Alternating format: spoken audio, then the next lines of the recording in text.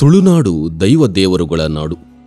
ತುಳುನಾಡಿನ ಜನಪದ ಸಂಸ್ಕೃತಿಯಲ್ಲಿ ಭೂತಾರಾಧನೆಗೆ ಅಪಾರ ಮಹತ್ವವಿದೆ. ಅದರಲ್ಲಿ ಕೋಟಿ ಚೆನ್ನಯರ ಹೆಸರು ಸುವರ್ಣಾಕ್ಷರಗಳಲ್ಲಿ ಲಿಖಿತವಾಗಿದೆ. ಈ ಯೋಧರು ತಮ್ಮ ಧೈರ್ಯ, ತ್ಯಾಗ ಮತ್ತು ಪರಾಕ್ರಮದಿಂದ ಇಂದಿಗೂ ತುಳುನಾಡಿನ ಭಕ್ತರ ಆರಾಧ್ಯರಾಗಿ ಜೀವಂತವಾಗಿದ್ದಾರೆ. ಈ ಅವಳಿ ವೀರರ ಕಥೆ ನಮ್ಮ ಇಂದಿನ ಸಂಚಿಕೆಯಲ್ಲಿ.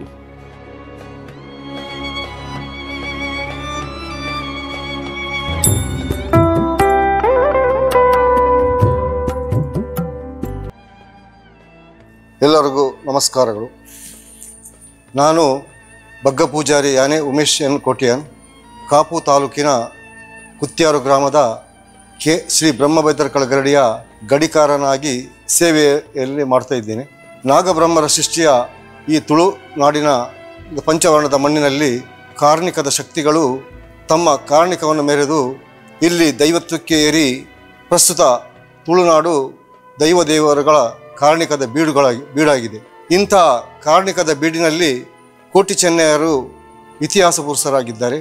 8 ಕೆಮ್ಮಲತ್ತ ಮಲೆಯಿಂದ ಕೋಟಿ ಚೆನ್ನಯರು ಕಾಯಿ ಬಿಟ್ಟು ಮಾಯ ಸೇರಿ 8 ದೇವಬಳ್ಳಾಲರು, ಪೆರುಮಳ ಬಳ್ಳಾಲರು ಹಾಗೆ ಪಂಜದ ಬಳ್ಳಾಲರು ಸೇರಿಸಿಕೊಂಡು ಗರಡಿಯನ್ನು ಸ್ಥಾಪಿಸಿ ಇನ್ನು ಮುಂದಕ್ಕೆ ನೀವು ಒಂದೇ ತಾಯಿಯ ಮಕ್ಕಳಾಗಿ ಬಾಳಿ ನಮ್ಮ ಕುಲ ಬಾಂಧವರಿಂದ ಪೂಜೆ ಪುರಸ್ಕಾರ ಮಾಡಿಸಿಕೊಂಡು ಬನ್ನಿ ಅಂತ ಅವರಿಗೆ ವಾಗ್ದಾನ ನೀಡಿ ಮಾಯವಾಗುತ್ತಾರೆ.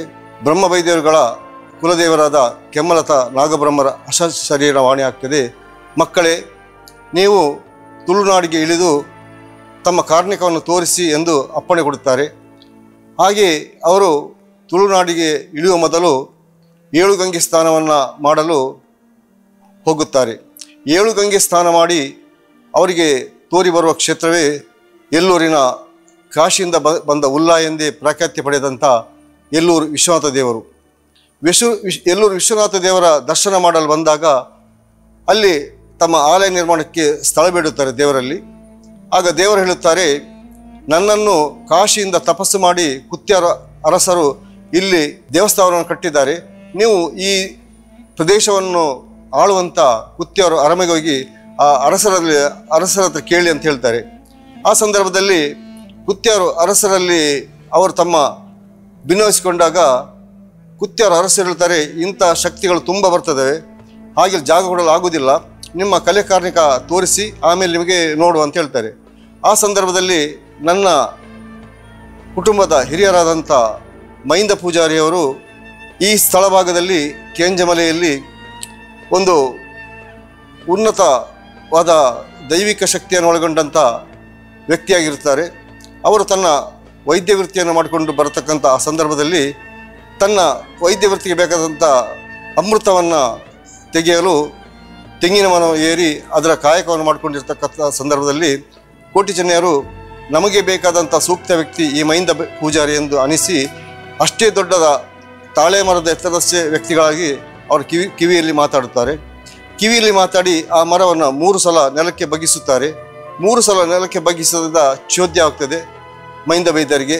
ಅವರು ಮನೆಗೆ ಬರ್ತಾರೆ. ಮನೆಯಲ್ಲಿ ಕನಸಲ್ಲಿ ಕೋಟಿ ಚೆನ್ನಯರು ಬಂದು, ನಾವು ಕೋಟಿ ಚೆನ್ನಯರು ನಾವು ಕುತ್ಯಾರು ಗ್ರಾಮದಲ್ಲಿ ಕೇಂಜದಲ್ಲಿ ಗರಡಿ ಸ್ಥಾಪಿಸಬೇಕೆಂದು ಅಪೇಕ್ಷೆ ಪಟ್ಟಿದ್ದೇವೆ.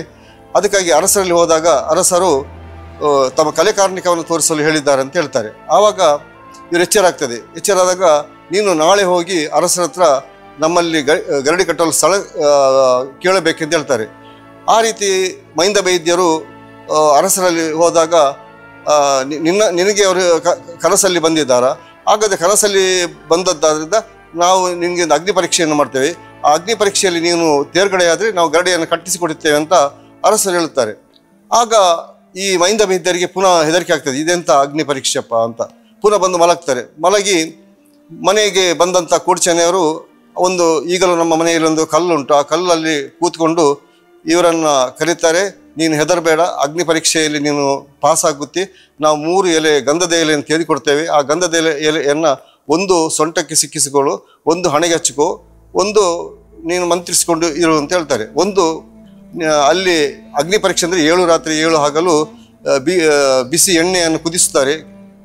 ಹುಣಸೆ ಮರದ ಕಾಂಡದಿಂದ 7 ರಾತ್ರಿ 7 ಹಗಲು ಅದರಲ್ಲಿ ಕುದಿಯುವ ಎಣ್ಣೆಯಲ್ಲಿ ಆ ಒಂದು ಎಲೆಯನ್ನು ಹಾಕಿ ಅದು ಊರ ಜನರಿಗೆ ಕುದಿಯುವಾಗ ಕಾಣ್ತದೆ, ನಿನಗೆ ಒಂದು ಕಿರುಬೆರಳು ನಿನಗೆ ತಣ್ಣಗೆ ಕಾಣ್ತದೆ ಅಂತ ಇದ್ದಾರೆ. ಆ ರೀತಿ ಪುನಃ ಹೋಗೋ ನಿಮ್ಮ ಅಗ್ನಿ ಪರೀಕ್ಷೆಗೆ ನಾನು ತಯಾರಾಗಿದ್ದೇನಂತ ಮೈಂದ ಬೈದವರು ಅರಸರಲ್ಲಿ ಅರಿಕೆ ಮಾಡ್ತಾರೆ. ಹಾಗಾದರೆ ಊರು ಸೇರಿಸಿ 7 ರಾತ್ರಿ 7 ಹಗಲು ಹುಣಸೆ ಕಾಂಡದಿಂದ ಎಣ್ಣೆಯನ್ನು ಬಿಸಿ ಮಾಡ್ತಾರೆ. ಈಗ ಊರಿನ ಜನರೆಲ್ಲ ಅಪಹಾಸ್ಯ ಮಾಡ್ತಾರೆ, ಈ ಮೈಂದ ಪೂಜಾರಿಗೆ ತಲೆ ಸರಿ ಇಲ್ವಾ, 7 ರಾತ್ರಿ 7 ಹಗಲು ಕುದಿಯುವ ಎಣ್ಣೆಯಲ್ಲಿ ಮಿಂದು ಬರುವುದಕ್ಕೆ ಸಾಧ್ಯವಾ ಅಂತ ಕುಚೋತಿ ಆಡ್ತಾರೆ.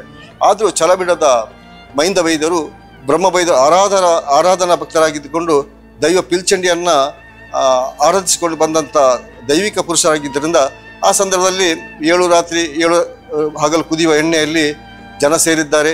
ಕುದಿಯುತ್ತಾ ಉಂಟು, ಬಾನೆತ್ತರಕ್ಕೆ ಅದರ ಹೊಗೆ ಹೋಗ್ತಾ ಉಂಟು. ಆದರೆ ಜನಗಳಿಗೆ ಕುದಿಯುತ್ತದೆ. ಈ ಮೈಂದ ಬೈದ್ಯರು ಅದಕ್ಕೆ 3 ಸುತ್ತು ಬಂದು ಒಂದಿಯಲ್ಲಿ ಗಂಧವನ್ನು ಹಾಕಿದಾಗ, ಕಿರುಬೆರಳು ಹಾಕಿದಾಗ ತಣ್ಣೆ ಕಾಣ್ತದೆ, ಧೈರ್ಯ ಬರ್ತದೆ. ಅವರು ಅದಕ್ಕೆ ಇಳಿತಾರೆ. ಇಳಿದು ಪಕ್ಕ ಏಳುವುದಿಲ್ಲ. ಆಗ ಹೇಳ್ತಾರೆ ಮೈಂದ ಬೈದ ಸತ್ತು ಹೋದಂತ ಎಲ್ಲ ಕುಹಕ ಆಡ್ತಾರೆ. ಕಾರ್ಣಿಕ ಪುರುಷ ನನ್ನ ಊರಲ್ಲಿ ಇರೋದು ಬಹಳ ನನಗೆ ಸಂತೋಷ ಅಂತ. ಈ ಗರಡಿಯನ್ನು ಊರವರು ಸೇರಿಸಿಕೊಂಡು ಕಟ್ಟಿರ್ತಾರೆ.